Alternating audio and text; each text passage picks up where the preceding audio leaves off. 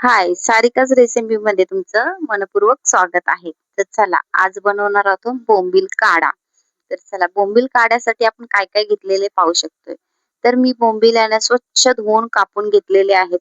अगदी पाहू शकता एकदम ताजे बोंबील आहेत, लाल लाल दिसत आहेत. तर मी घातलेलं आहे त्याच्यामध्ये आता मीठ आणि हळद.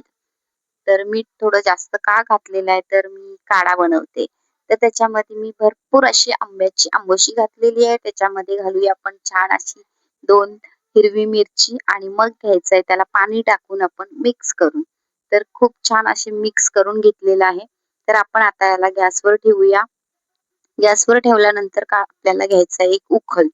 तर इकडे पाहू शकता छान असा एका उकळातच बोंबील शिजून जातात. तर आपण आता त्याला देणार आहोत झणझणीत तडका. तेल गरम झालेलं आहे, लसूण त्याच्यात घातलेला आहे मी ठेचून. तर ठेचून लसूण घातलेला तो खूप छान असा ब्राऊन करून घ्यायचा.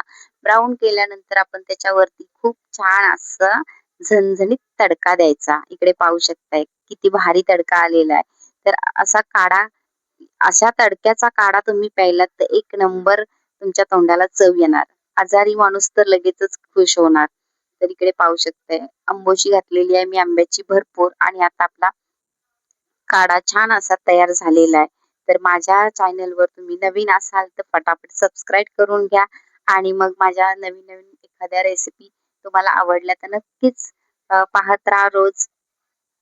तर मी रेसिपी टाकतेच, नवीनच आहे.